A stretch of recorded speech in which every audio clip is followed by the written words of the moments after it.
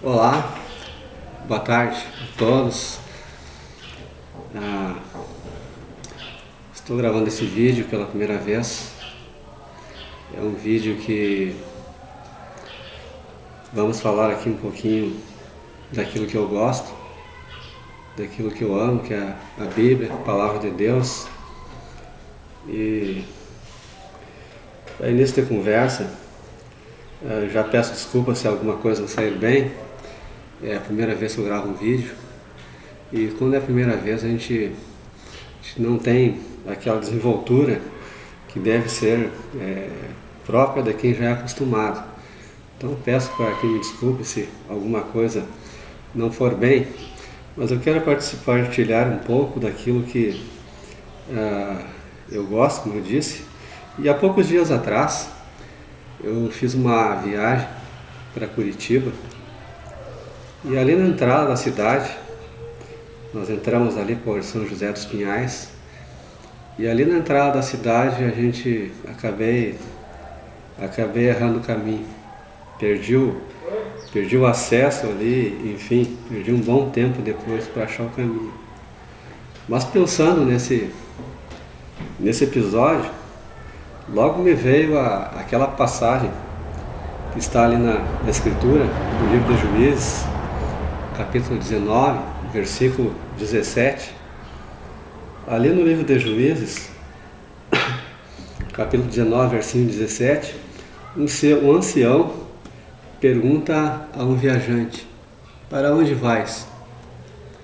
Logo me veio à mente ali, eu ali estava com um viajante aqui da terra, né? E perdido, e agora para onde eu vou? Não sabia que caminho tomar, né? Mas a Bíblia é muito sábia quando ela nos faz essas perguntas. E logo de imediato, além desse texto ali, eu fui ali para o livro de Eclesiastes, capítulo 9, versículos 4, 5 e 6, e também o 10. Né? E ali eu meditando e lendo, né, comecei a refletir sobre algumas coisas que a vida nos faz pensar, né? Ali no versículo 4 de Eclesiastes 9, ali diz assim: ora, para o que acompanha com todos os vivos a esperança. Porque os vivos sabem que hão de morrer, mas os mortos não sabem coisa nenhuma, nem tampouco eles têm jamais recompensa, mas a sua memória ficou entregue ao esquecimento. Até o seu amor, o seu ódio e a sua inveja já pereceram e já não tem parte alguma neste século, em coisa alguma do que se faz debaixo do sol. E ali eu fiquei refletindo sobre os caminhos que a gente toma, né, nesta vida. E assim pensando, eu meditando nesse texto também, eu pensei numa coisa que as pessoas não gostam muito, às vezes que se fale, ou às vezes que se refira, não é? Até mesmo nas igrejas, quando a gente toma esse tema da morte, né? Que a morte é uma coisa que todos nós teremos que um dia passar por ela. E é uma lembrança que muitas vezes as pessoas elas não aceitam muito, elas não gostam muito de pensar no futuro, né? Aliás, muitos nem acreditam que depois dessa vida há uma continuidade. E nós sabemos que depois dessa vida, aquele que crê na Palavra de Deus, aquele que tem a fé no nosso Senhor, ele sabe que isso que nós estamos vivendo, né, essa vida que nós estamos vivendo, um dia ela será interrompida, né? Na verdade, ninguém vai ficar. Mas a morte é o fim de um ciclo de lutas, né? E ali todos nós passaremos por essa etapa, né? Mas é importante que também a gente tenha na nossa mente, no nosso pensamento, que isso é apenas uma passagem, né? Isso é apenas uma passagem, né? Embora, como a gente disse, muitos não aceitem essa realidade, a realidade da morte. Principalmente quando nós tocamos, nós falamos nesse assunto. Mas a Bíblia diz que a morte é o último dos nossos inimigos a ser vencido, né? Mas a Bíblia fala também que há uma continuidade depois. Porque, na verdade, nós estamos aqui, como diz a Escritura, como peregrinos, né? Como viajantes. É como se a gente fosse fazer uma viagem, né? E bom é que a gente não se perca pelo caminho como eu me perdi, né? Então somos peregrinos nessa terra, a Escritura diz, somos peregrinos, somos viajantes, né? E assim somos. Nós aqui, na verdade, aquele que ainda não conhece a palavra, ele está aqui assim como eu estava, né? Como eu estava tempos atrás, antes de aceitar essa palavra bendita que é trazida através da Bíblia Sagrada, e a Bíblia é a boca de Deus falando ao homem, né? Deus se revela através da Escritura escrita, né? Que é a Bíblia, né? Quando nós vemos a Bíblia junto com outros livros, às vezes está com outros livros, né? Misturado, parece que não há diferença nenhuma, né? Mas a Bíblia se difere dos outros livros porque, uma vez que ela é aberta, ela não traz enganos, ela não traz erros, ela só traz certezas, né? Só traz coisas boas, né? Por quê? Porque quando nós tiramos a Bíblia, que está junto com uma pilha de livros, se nós abrimos ela, nós vemos que Deus fala, né? Porque a Bíblia é a boca de Deus, de uma forma ou de outra, ela fala conosco, né? Então, em relação, continuando o nosso assunto, essa realidade que nós temos, que a morte, um dia todos nós vamos ter que passar, nós devemos ter presente conosco que temos que ter certos cuidados durante a vida, né? Durante essa caminhada, durante essa peregrinação, né? Nós estávamos dizendo que somos antes, quando não conhecíamos a Escritura, quando não conhecíamos a palavra, quando não tínhamos ainda aceitado o nosso Senhor e Salvador Jesus Cristo como nosso Salvador e Senhor das nossas vidas, nós éramos apenas viajantes, né? Neste mundo. Estávamos aqui como pessoas comuns, né? Como peregrinos, né? Como viajantes, como estrangeiros. O peregrino é aquela pessoa que está em uma terra que não é sua. Estando em uma terra que não é sua, ele não tem, portanto, os direitos de cidadania. Ele não pertence àquele país, não pertence àquela região, então ele não tem os direitos de cidadão. E assim era eu, né? Quem sabe seja você também, aí, que ainda não conhece a palavra de Deus, né?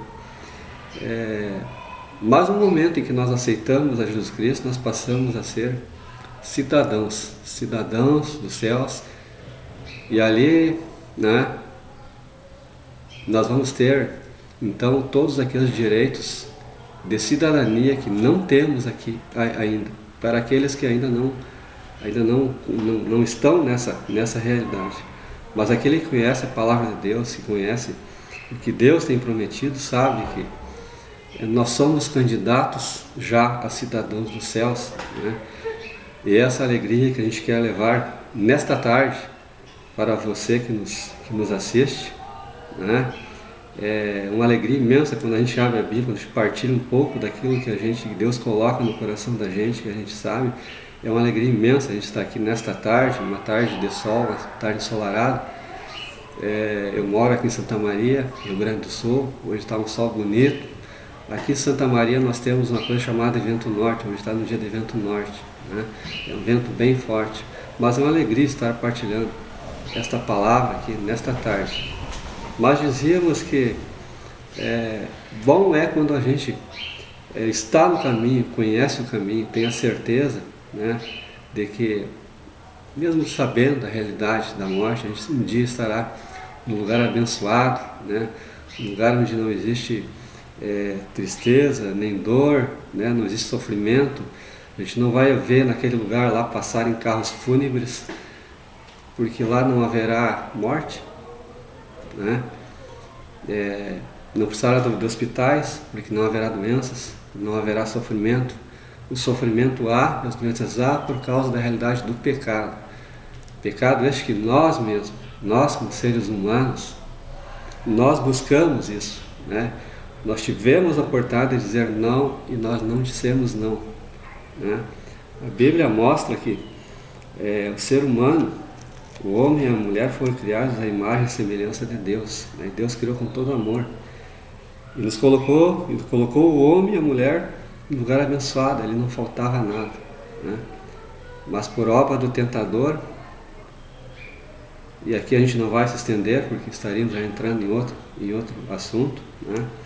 Por obra do tentador nós caímos na tentação, né? A tentação em si não é pecado. O pecado é ceder à tentação. E quem cedeu não foi Deus, fomos nós, na figura dos primeiros homens, primeiro homem vivente, da primeira mulher vivente, né? Então nós caímos.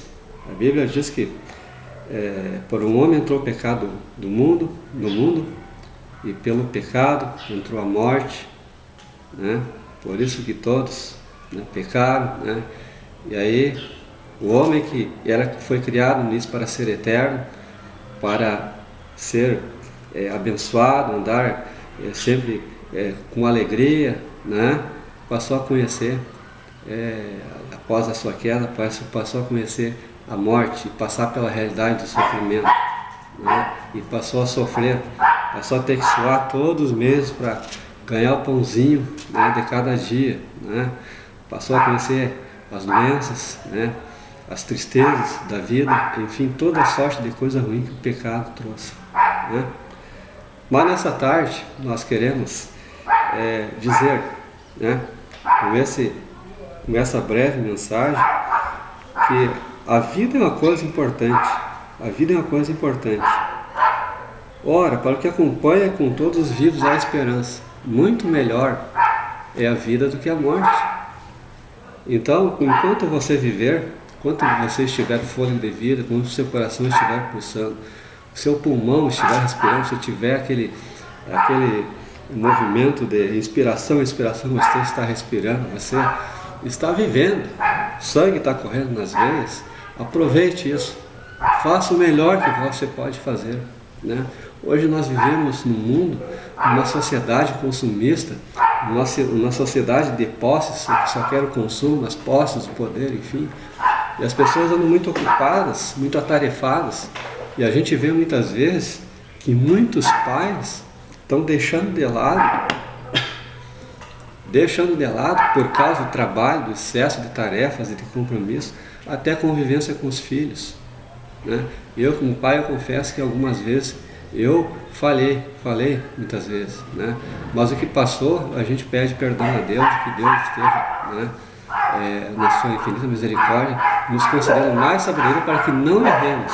E por isso essa mensagem, a gente também ajuda, a gente aproveita. Hoje em dia a gente vê pais que já não sentam mais para conversar com seus filhos, não sentam nem para almoçar com os filhos, né? O pai e a mãe sentar junto com o filho, né? A esposa com a esposa, a família ali, né, reunida com os filhos para jantar, para almoçar, enfim, coisas simples, né? Porque não tem tempo, porque o trabalho, as tarefas, as preocupações do dia a dia vão tomando conta de tudo.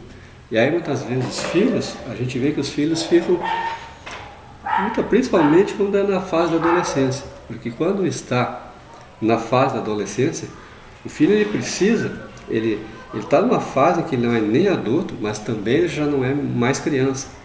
Então esse filho ele precisa do apoio. O adolescente ele tem tantos anseios na vida, ele tem tantas dúvidas, né? Tantas coisas que ele não sabe, tantas coisas que ele quer botar para fora e compartilhar com alguém, tirar as suas dúvidas, seus anseios, e às vezes não tem essa possibilidade, porque o pai e a mãe não têm tempo, estão muito atarefados lá com o seu trabalho, com a sua atividade, enfim. Mas aí o que acontece? Em vez de como os pais não têm tempo, aí o filho vai lá, conhece o malandro lá na esquina, lá, né, que tem sempre uma atenção, né, e ele dá toda a atenção, né, toda a atenção, só que a atenção dele muitas vezes a gente sabe que não é a atenção que os pais queriam que dessem para os filhos, né. Aí aquele sujeito lá acaba conversando, aquele filho, aquela filha, aí dali já vai lá para rodada lá com os amigos lá, aqueles círculos lá, né, de amizade, de festas, em finais de semana, ou enfim, em momentos que se apresentam lá, e nessas festas ali o filho começa a conhecer o cigarro, né, começa a conhecer a droga, né, começa a gostar do álcool, e por ali vai se perdendo, né. Muitos se perdem por caminhos piores ainda. Muitos partem até para a delinquência, né? Enfim, tantas coisas ruins, né, que são trazidas para os filhos, porque os pais muitas vezes não têm tempo, não tiveram, não tiram aquele tempo que deveriam dar de atenção para os filhos, né? Aí acaba os filhos caindo nas mãos do inimigo, né? A gente diz o inimigo, o mundo é o nosso inimigo, né? Porque às vezes os filhos não têm aquele esclarecimento que deveriam ter e acabam partindo para um caminho que não é o caminho que os pais gostariam, não é o caminho que eu gostaria, né? Que você gostaria para os seus filhos, né? Mas enfim, então enquanto você tiver fôlego de vida, enquanto você tiver vida, muito melhor é estar vivo do que estar morto. Tenha essa certeza. Porque enquanto há vida, há esperança, né? Tudo aquilo que você puder fazer de bom para o seu filho, para a sua filha, para a sua família, você que é esposo, fazer para a esposa fazer para o esposo, né? Hoje nós vivemos uma crescente infidelidade conjugal, porque às vezes nem o esposo e a esposa conversam direito por falta de tempo, né? Ou às vezes outras coisas do mundo que desviam a atenção, né? Mas faça isso, honre a fidelidade conjugal, né? O marido honra a esposa honre o marido, né? Sejam os dois um para o outro, tanto de corpo como de mente, né? E isso é a melhor coisa que se pode fazer enquanto há vida. Enquanto há vida, há esperança, né? A esperança, e isso é uma coisa que nós não devemos esquecer, né?